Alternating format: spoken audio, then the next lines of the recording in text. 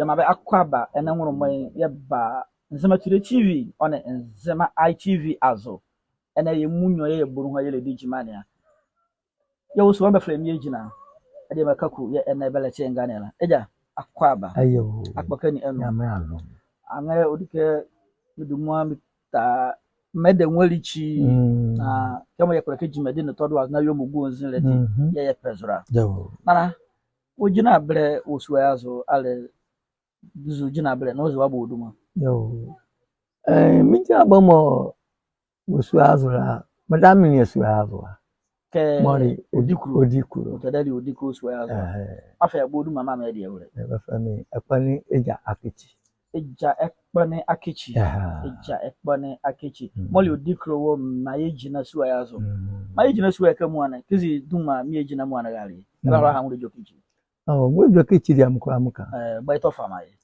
mo jokichi mo kare ke bamra milika kurara anam papa kwani al panyin wo sua azo okay nani yamre kaku aka yamre kaku aka ya mole vavile mo kaku aka dia yasa mole ya wiaso kaku aka dia yasa yini kaku aka dia adu ambo dia mo kozre na yimo yogari eke anu ni odi makun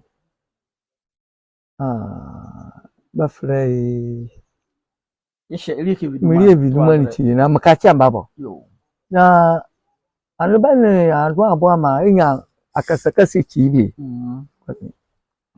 na bedu yesu etikira ya odi ma ba frei dehere ekwa dehere kwa mole odi ma yare ba frei dehere ekwa ya bedu yesu etikira odi ma se amo akaku aka etwas makotoko en betu ani jezen en zama mutua en bi jezen o hejoke moti sa ye no kwa yabo am se kum ye dwa mi ejire chi nezi yabo samandero wo bo tumure kaku aka mo tozo kon oni odi ma kwa ya na bele ko na be julukira ane verega verega yo odi ma ke odi ma ko hele ke mini aka kaku aka o ama ye jina na ye rie ye mane muti ye jina mo be jina na ye ma suweshi na duma mi ye jina na so aduma ye fe bi dem dikal smeli na tatelele setenna angano ko ngede kamo odiko ele maya adela tumle kaku aka mo tonzo kon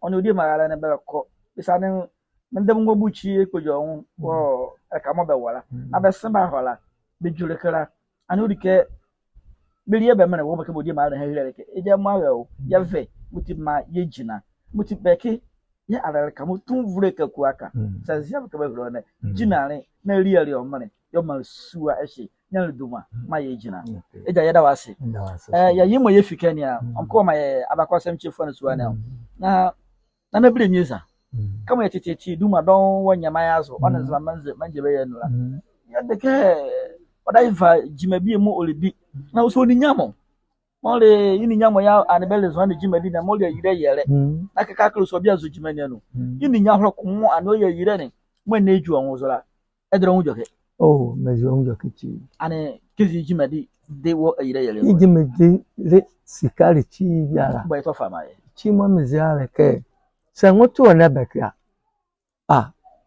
igazi ni lo kwa kanyala wo watu kwa ko ya yiranga ya na kpara boko nyegwa e bura so ala chef efo ayo wo kan sa pepe angba so ya tete ke na bele nyeza manele kan ke tumi biala ni isuo no ini nya biala ogba nya ile ne ke ma be ada sempo na te kuma ko ne yeli yo che ane de no isuo na angba mo worka o kan ya angba mo worka boko mo mo da se dia hokuma ya zo no akọ yara ele de dike se oye ke ni nya mo no hare nu a mo mizike mo ba yima so ye wo no hare nu a mo miziko ba yima na sabe ene ya de yanga ayu amu joke do miti mo mi je mi dike so ye no hare nu a mo re kunu odi boko ajawra na ni abura ba ni ayala sabe de bi odi ko ke o se yanga ayu amu joke ne mom se na bele nyeza ye no hare nu ke mo yini nya mo adan ni jesu azo na be yere na be riere ngwa na bele mi saba ho mo nana Dabani soon, more than a blame user in ya, did you measure? And the hospital be alanike.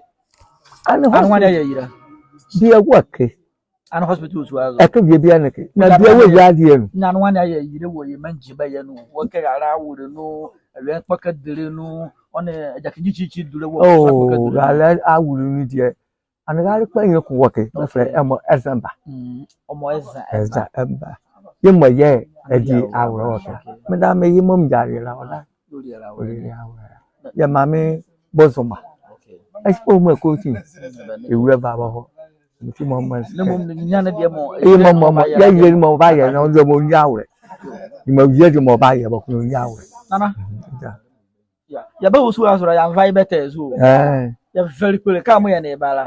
You're quite better than you do. And a kind of farm was easier with you. And a minimum, dear man, is Ocanians, Miss Ocanian, yellow better to you put easier.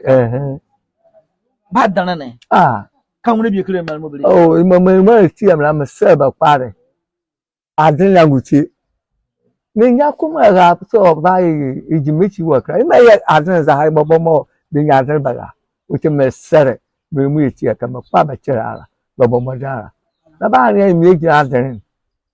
Make you answering, Barry Abemaya, by a buchy, Bobo. So Ben was good, Bobo Nasa, by a rough road, Boba, when you have by a boy. It's a Sabasi, Tabacabo Madara, Batayo Kamai. Yo, come on, Nano Crohana, also been Janet, yes, it's very alad, and I'm giving the care I can plan lights or don't make it. Yes, it's by military. Na sir, let's see a near any many make color. Yes, sir, okay. But let me jina moale. Na be ma mi jina if I direct my head. I cannot eat the bala. Get a bus.